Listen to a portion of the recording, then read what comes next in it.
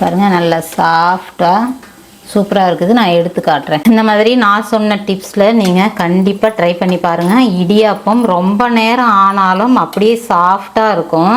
நம்ம சொன்ன அந்த ஒரு பொருள் சேர்த்து நீங்கள் இடியாப்பம் சமைச்சு பாருங்கள். ரொம்ப நேரம் ஆனாலும் அப்படியே வந்து உங்களுக்கு சாஃப்டாகவே இருக்கும். நம்ம மாவு அரைக்கிறதுலேருந்து நம்ம இடியாப்பம் செய்கிறது வரையும் நம்ம வீடியோ டீட்டெயிலாக கொடுத்துருக்குறேன். நீங்களும் கண்டிப்பாக ட்ரை பண்ணி பாருங்கள். ஹாய் ஃப்ரெண்ட்ஸ் இன்றைக்கி வந்து ஒரு டிஃபன் ஐட்டம் தான் நம்ம பார்க்க போகிறோம். இது வந்து நம்ம வெளியவே வாங்கி சாப்பிடுவோம் மோஸ்ட்லி. வீட்டில் செய்கிறதுக்கு இதை யார் தான் மெனக்கட்டு செய்வோம் அப்படின்லாம் கஷ்டம் கிடையாது. ஆனால் இதை யார் பண்ணுவா, 2 வாங்கி சாப்பிட்டுடலாம் அப்படின்னும் பெரிய விஐபி மாதிரி அவங்களுக்காக வெயிட் பண்ணிகிட்டு இருப்போம். ஆனால் வாங்கவே முடியாதும் போயிடும். நீங்களே யூகிச்சிருப்பீங்க. இடியாப்பம் வந்து எல்லாருக்குமே இந்த பிரச்சனை இருக்குது. ஏன்னு பார்த்தீங்கன்னா இடியாப்பம்னு சவுண்டு கேட்கும். எங்கள் ஊர்லேயும் அப்படி தாங்க. சவுண்டு கேட்கும் போய் கிண்ணத்தை வச்சுட்டு காசு வச்சுட்டு மெனக்கெட்டு நின்றுட்டுருப்பேன். பார்த்து திருப்பி வீட்டுக்கே வந்துடும். எங்கே போகிறாங்க எங்கே வராங்கன்னே தெரியாது. எங்கள் ஊர்லேயும் அப்படி தான். அந்த மாதிரி ஒரு இது வந்து வெயிட் பண்ணி பார்த்துட்ருக்க வேணாம். நம்மளே ஈஸியாக ரொம்ப சாஃப்டாக செஞ்சிடலாம் இடியாப்பம். இதுக்கு வந்து நம்ம அரிசி எப்படி அரைக்கிறோம், அதை வந்து எப்படி செஞ்சால் நல்லா சாஃப்டாக ரொம்ப நேரம் ஆனாலும் சாஃப்டாகவே இருக்கும். இந்த இடியாப்ப மாவோட ஒன்று சேர்க்க போகிறேன். அதை நீங்கள் சேர்த்து செய்யும்போது என்ன ஆகும்னா அப்படியே ரொம்ப நேரம் ஆனாலும் சாஃப்டாகவே இருக்கும்.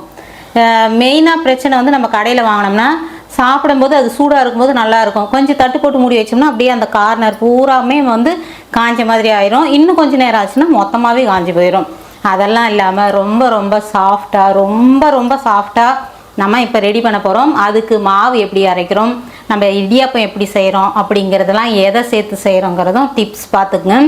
வாங்க ஃப்ரெண்ட்ஸ் வீடியோக்குள்ளே போகலாம். இடியாப்பத்தை பண்ணிடலாம். பார்த்திங்கன்னா ரேஷன் பச்சரிசி தான். இதை நல்லா வந்து எடுத்துட்டு வேணுன்ற அளவுக்கு நீங்கள் குவான்டிட்டி எடுத்துக்கங்க. எடுத்து நல்லா அலசிடணும். தண்ணி வந்து நல்லா வெள்ளையாக வர அளவுக்கு நல்லா அலசிடலாம். நல்லா பாருங்கள், இந்த மாதிரி நல்லா கையில் நசுக்கி விட்டு நல்லா அழுக்கு போகிற அளவுக்கு நல்லா கழுவிடலாம். தண்ணி நல்லா வெள்ளையாக மாறணும், அந்த அளவுக்கு கழுவி எடுத்துக்கலாம்.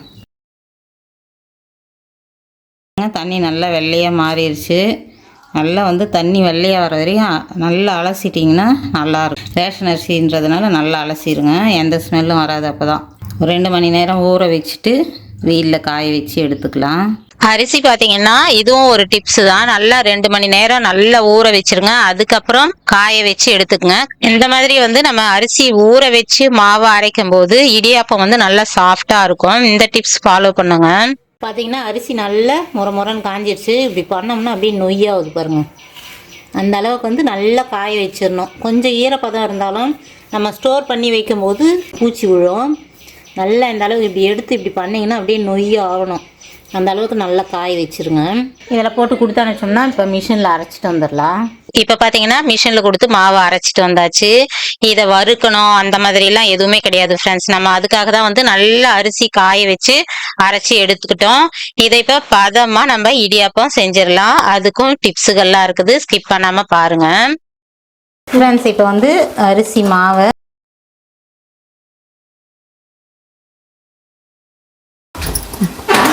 இப்போ 2 கப் அளவுக்கு அரிசி மாவு எடுத்துக்கிறேன். இப்போ வந்து நெய் சேர்த்துக்கிறேன். இது பதிலுக்கு வந்து நீங்கள் ஆயிலும் சேர்த்துக்கலாம். இந்த ஒன்று நீங்கள் சேர்த்து செய்யும் போது என்னன்னா ஆயிலோ இல்லை நெய்யோ எதனாலும் நீங்கள் ஆட் பண்ணிக்கங்க. இதை சேர்க்கும் போது ரொம்ப நேரம் ஆனாலும் அப்படியே அந்த சாஃப்டாகவே இருக்கும் ஃப்ரெண்ட்ஸ். ஒரு மாதிரி ட்ரை ஆகாது, காயாது. அதால் நம்ம ஆயிலாவது இல்லை நெய்யாவது நம்ம சேர்த்துக்கலாம். 2 ஸ்பூன் அளவுக்கு வந்து நான் நெய் சேர்த்துருக்குறேன். இப்போ தேவையான அளவு உப்பு சேர்த்துடலாம். ரொம்ப முக்கியம். நார்மல் தண்ணி விட நீங்கள் இந்த மாதிரி சுடுதண்ணி நல்லா காய வச்சு சுடுதண்ணி ஊற்றும் போது மாவு நல்லா சாஃப்டாக வெந்துடும். அந்த மாதிரி பண்ணும்போது நமக்கு ரொம்ப நேரம் ஆனாலும் ட்ரை ஆகாது. உங்களுக்கு இடியாப்பம் நல்லா சாஃப்டாகவே இருக்கும். கடையில் வாங்குற மாதிரி இல்லாமல் ரொம்ப சாஃப்டாக சூப்பராக வரும். பாருங்கள், தண்ணி நல்லா காய வச்சுக்கிட்டேன். இதை வந்து கொஞ்சம் கொஞ்சமாக சேர்த்து நம்ம பிசைஞ்சிக்கலாம். இப்போ நம்ம போட்ட உப்பு நெய் வந்து நல்லா ஸ்ப்ரெட் பண்ணிக்கலாம். நெய் வந்து உங்கள் டேஸ்ட்டுக்கு ஏற்ற மாதிரி நீங்கள் குறைச்சலாகவும் சேர்த்துக்கலாம்.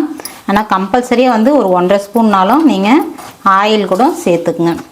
இப்போ நம்ம மாவு அளந்த கப்பில் 1 கப்பு முதல்ல ஊற்றிக்கிறேன். கை வச்சு கிளற முடியாது, நம்ம ஏதாவது ஒரு ஸ்பூனோ ஒரு கரண்டியோ வச்சு பிசைஞ்சிடலாம். அதுக்கப்புறம் நல்லா டைட்டாக பிசைகிறது வந்து ஆறின பிறகும் அதுக்கப்புறம் கை வச்சு பிசைஞ்சிக்கலாம். இப்போ வந்து இது 2வது கப்பு, இதை முதல்ல பாதி சேர்த்துட்டு பிசைஞ்சு விட்டுடலாம். அதுக்கப்புறம் மீதி பாதியை சேர்த்துக்கலாம். மீதி பாதியும் சேர்த்துடலாம். 2 கப்புக்கு வந்து 2 கப்பு தண்ணி ஊற்றிருக்கிறேன்.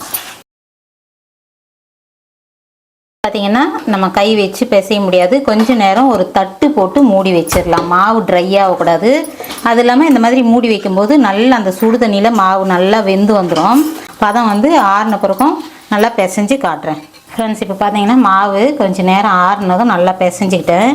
நல்லா பாருங்கள், சாஃப்டாக வந்துருச்சு. நல்லா நம்ம சுடு தண்ணி ஊற்றி பிசையும் போது மாவு நல்லா வெந்து சாஃப்டாகிடும்.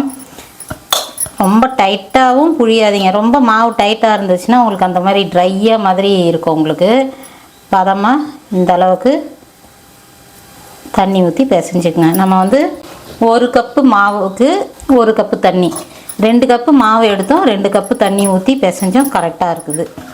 இப்போ வந்து வச்சு எடுத்துக்கலாம். நல்லா இப்படி உருட்டிட்டு இதில் போட்டுக்கலாம். இப்போ வந்து நம்ம இந்த மாதிரி பிளேட்டில், நீங்கள் நார்மல் இட்லி தட்டில் கூட நம்ம புழிஞ்சிக்கலாம்.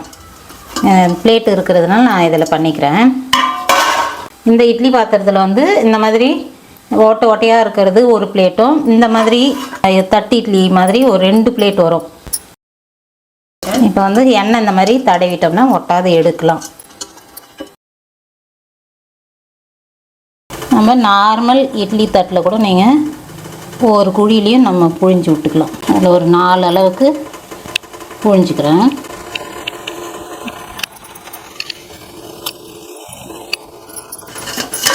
இப்போ இதை எடுத்து தண்ணி நல்லா காஞ்சிருக்கு பாருங்கள். இப்போ நம்ம வச்சுக்கலாம். தண்ணி காஞ்ச பிறகு வச்சிங்கன்னா நல்லா சாஃப்டாக கிடைக்கும். இப்போ இதில் நம்ம அப்படியே புழிஞ்சிட்டு வந்துடலாம். தட்டு ஃபுல்லாக பார்த்திங்கன்னா அப்படியே தட்டு பூராவும் வச்சாச்சு. இதையும் வச்சிடலாம். இடியாப்பம் வந்து நம்ம ஒரு 10 நிமிஷம் இருந்தால் போதும் ஃப்ரெண்ட்ஸ், அருமையாக வெந்துடும். ஏற்கனவே மாவு பாதி அளவுக்கு வெந்திருக்கும். ஒரு 10 நிமிஷம் வச்சு எடுத்துடலாம். இப்போ பார்த்திங்கன்னா ஒரு 10 நிமிஷம் ஆயிடுச்சு. இடியாப்பத்தை இறக்கிடலாம். பாருங்கள், நல்லா சாஃப்டாக சூப்பராக இருக்குது. நான் எடுத்து காட்டுறேன். பாருங்கள் எவ்வளோ அருமையாக வருது. நல்லா சாஃப்டாக இருக்குது பாருங்கள். அப்படியே நம்ம உடைச்சோம்னா அப்படியே எப்படி உடையுது பாருங்கள். அந்த அளவுக்கு வந்து நல்லா சாஃப்டாக இருக்குது.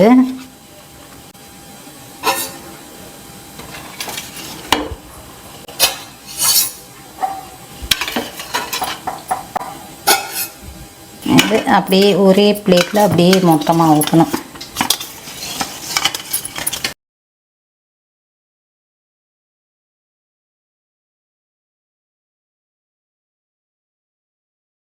இட்லி தட்டுலேயும் குழி, ஒவ்வொரு குழிக்கும் வந்து நான் ஊற்றினேன். பாருங்க, ஒவ்வொரு குழியில் அப்படியே ஊற்றியாச்சு. பாருங்கள் எவ்வளோ சாஃப்டாக எப்படி வருது பாருங்கள். அப்படியே பஞ்சு போல் அப்படி பிரித்தோம்னா அவ்வளோ அழகாக வருது.